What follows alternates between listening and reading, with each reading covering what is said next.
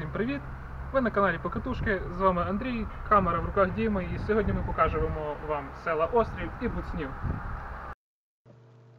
Село Острів – південне передмістя Тернополя. Перша писемна згадка, за даними Вікіпедії, датується 1431 роком. Знаходиться на річці Серед і, на перший погляд, село як село. Але не варто поспішати з висновками. Добратися до острова можна абсолютно різними способами – від велосипеду до поїзда. Товариш інтернет, за різними даними, інформує, що до острова від центру Тернополя від 7 до майже 10 кілометрів. Тому дійсно сюди можна дістатись велосипедом.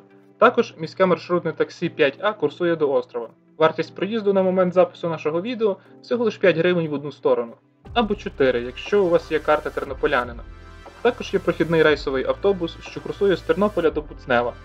Їхати можна, очевидно, і власною автівкою. А для любителів екзотики є приміські поїзди, які відправляються близько 9 години ранку із залізничного вокзалу Тернополь. А почнемо свою прогулянку ми з місця, яке знають, або як мінімум точно чули про нього більшість тернополян – джерело в острові. І не дивуйтеся дзвоном, який ми щойно проминули. За нашими спинами залишилась церква. Отож, якщо хочете джерельної води, сміливо приїжджайте в острів. І не забудьте свою сім'ю. Поки ви будете стояти в черзі, а вона тут, до слова, велика практично завжди.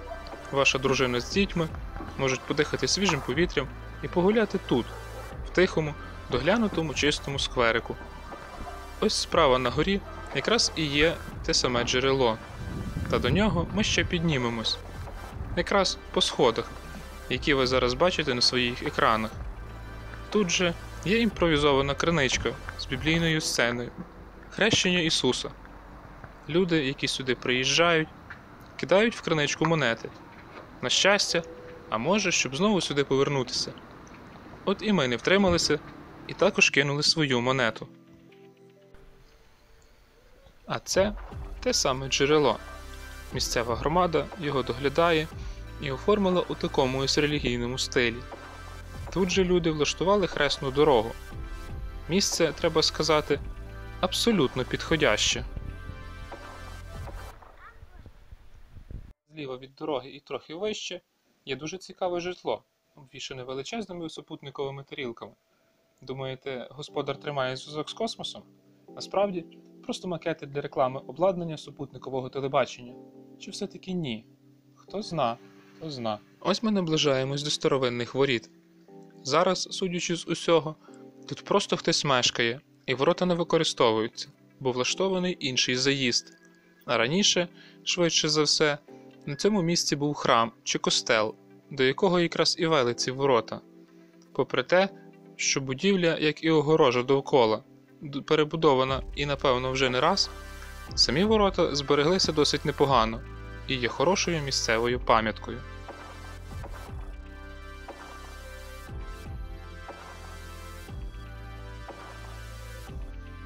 Села Острів і Буцнів розділяє, крім адміністративної межі, цей ось красень міст, побудований в кінці 19 століття і відбудований після Першої світової війни у 1928-1930 роках. Величезний красивий віадук експлуатується вже більше 100 років, і зараз по ньому теж курсують потяги.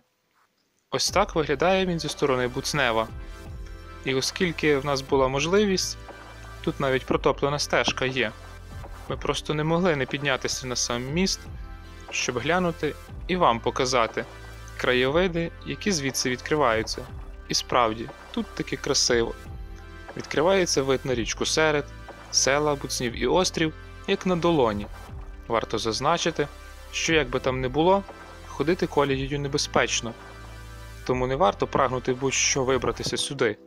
А вже якщо вийшли, будьте максимально обережними. Також не радив би підніматись людям зі страхом висоти. Міст явно не передбачений для піших прогулянок, і все, що відділяє вас від падіння, лише такі ось поручні. А так виглядає віадук з дороги на острів.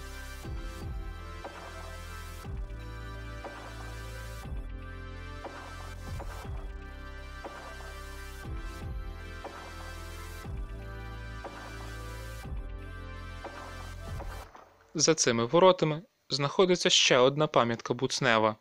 Колись костел, а тепер церква святих апостолів Петра і Павла, побудована у 1890-1891 роках за проектом Юліана Захаревича, того самого, який запроектував головний корпус Національного університету Львівська політехніка.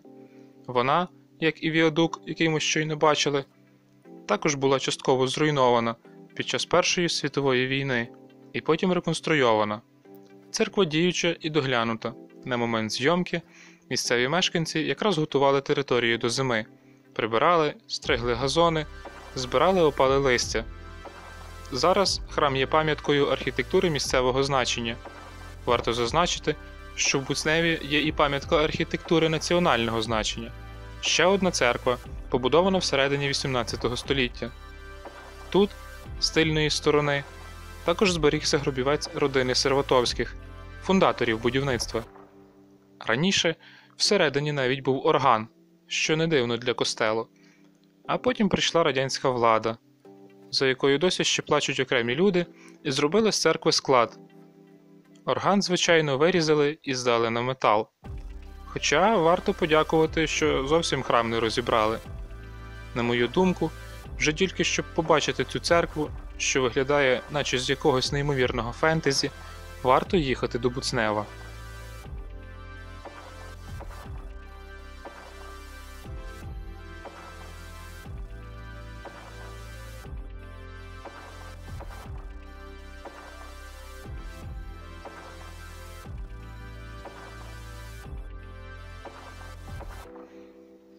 Що ж, на сьогодні наша прогулянка підходить до завершення.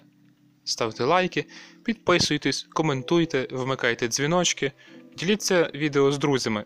З вами були Андрій, Діма і Покатушки. Далі тільки цікавіше.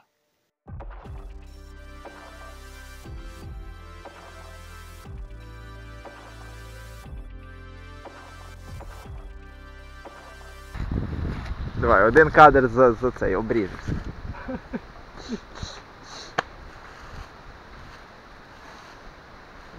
Глибоко вдихни, давай, бо тут час іде взагалі.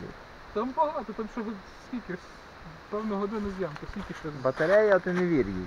В мене воно повербанк, якось дивися, дивно тебе йде. ж є година зйомки. Оцей кадр я ставлю.